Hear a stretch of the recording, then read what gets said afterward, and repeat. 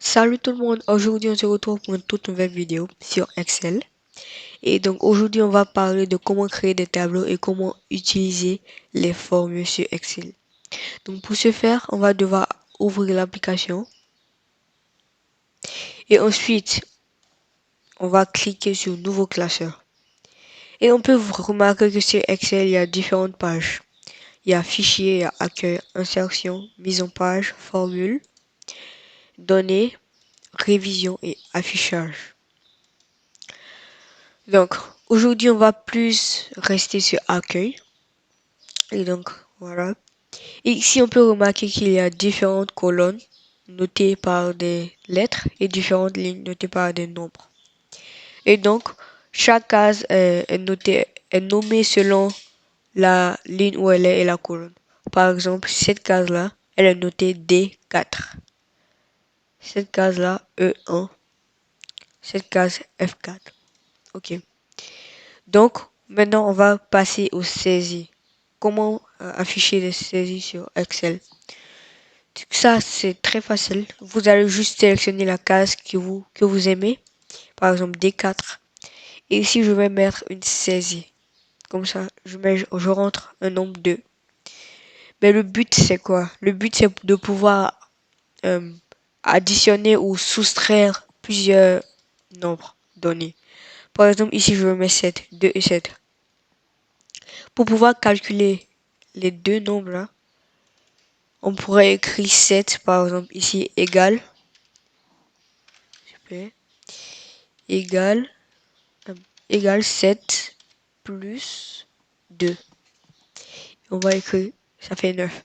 Et ici, ça fait 9. Mais si on veut changer par exemple le 2, on met 3.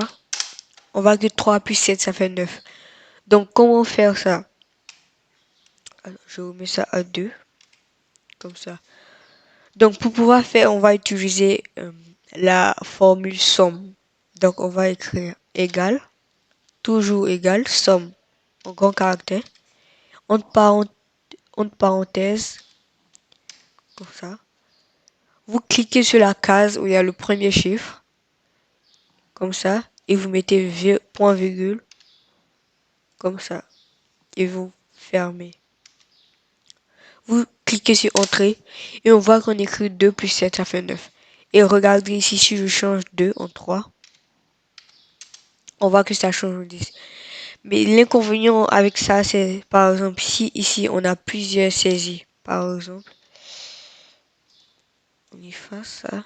Ici on a 10, ici 11, 12, 47, 59, 58, 47 encore, 36. On a plusieurs saisies. Ça serait difficile d'écrire somme, comme ça, entre parenthèses. On clique sur la case D4, point virgule, D7, ça fatigue. Donc, pour ne pas se fatiguer à répéter la même chose, vous allez mettre somme entre parenthèses D4, la première case que vous voulez sélectionner, comme ça. Somme égale entre parenthèses, vous faites comme ça. Et vous allez mettre 2 points, c'est-à-dire de D4 à, par exemple, on clique là, c'est-à-dire de D4 à D12. Donc on ferme et on voit que c'est la somme de tout ici. Et même si on change une des saisies, par exemple 45, on voit qu'ici change aussi. Et voilà, c'est comme ça. Du coup, on va continuer.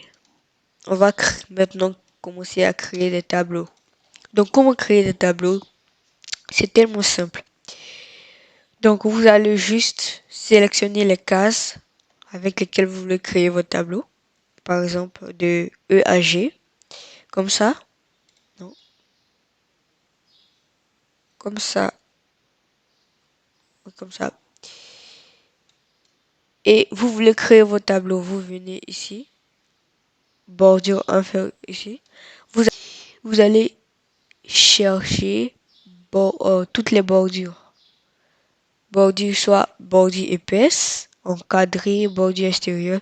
Mais si vous voulez créer un tableau complet, vous allez mettre toutes les bordures. Et voilà, on a notre tableau. Donc, on va faire des exemples, par exemple.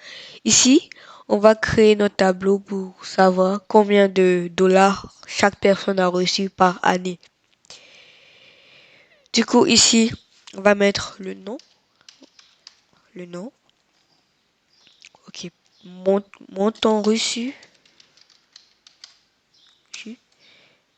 Dans cette case-là, vous allez écrire, par exemple, la ville ou la personne. Et ici, montant annuel. Non, la moyenne, en fait. La moyenne de toutes les sommes reçues. Donc, ici, le nom, on va mettre Gabriel, par exemple. Jessica, ici. Et ici, Michael. Et ici, on dit montant reçu.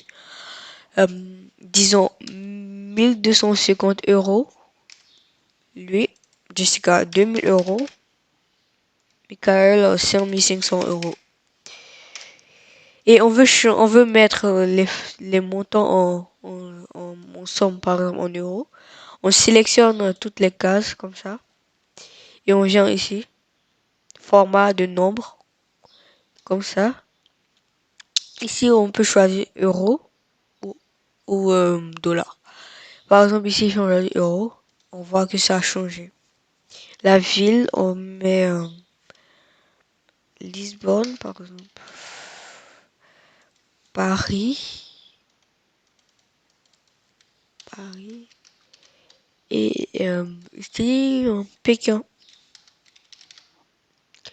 La moyenne. Et comment calculer la moyenne de chaque moyenne de l'argent qu'ils ont reçu? Ici, non. On pourra enlever la moyenne, on pourrait dire deuxième montant. Voilà. Et ici, on pourra rajouter d'autres sommes. Par exemple, 2200 €, 22 000 €, 50 000 €. Et ici, 10 000 €, 11 000 €.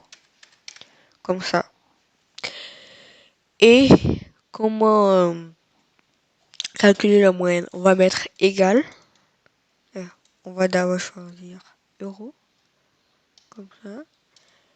Ici, comme pour calculer les sommes, on va mettre égal. Mais ici, on va mettre moyenne.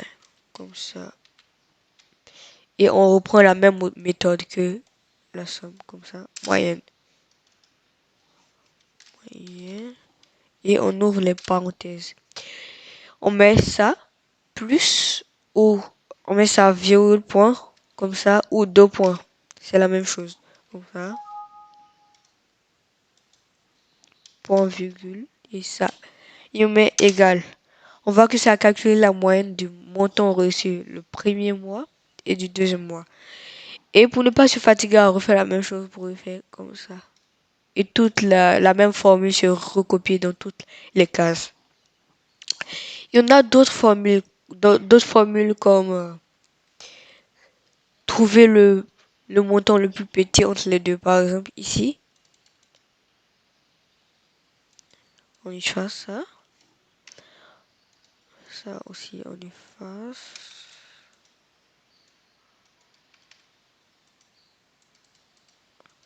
Ok. Là, on efface. Et on efface. Ok. Ici, il y a par exemple, pour trouver le nombre le plus petit entre les deux, on va mettre égal min. Min, comme ça. Et on ouvre les parenthèses. On fait la même chose. Montant 1, point virgule, montant 2. On ouvre. On voit que c'est le premier le plus petit. On attribue la même formule aux deux autres. Comme ça. Et on trouve la même chose. Donc, il y a aussi pour trouver le plus grand nombre. C'est la même chose, sauf que ici, on change le min en max. Max, comme ça. Et on trouve ça. J'attribue la même formule aux deux autres. Et voilà. C'est la même chose. On a pu trouver la moyenne, la somme, le plus petit nombre et le plus grand nombre. Et produit, pour trouver le truc, la, pour trouver le truc, la multiplication, comme ça, et on a ça. Donc, on a eu plusieurs méthodes et formules. On a eu la somme, la multiplication, le produit, le nombre, pour trouver le nombre le plus grand, le nombre le plus petit. Donc, ici, on pourrait changer de couleur.